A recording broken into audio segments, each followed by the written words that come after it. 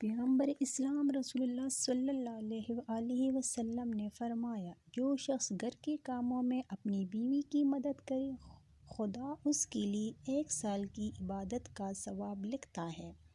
تم میں بہترین مرد وہ ہے جس کا اخلاق بہتر ہو اور وہ اپنی بیوی کے ساتھ مہربانی اور شفقت سے پیش آئے۔ جو آدمی اپنی بیوی کی عزت اپنی خاندان میں نہ کروا سکے وہ آدمی بیکار ہے، کیونکہ بیوی کو روٹی گر پیار محبت کے علاوہ عزت بھی چاہیے۔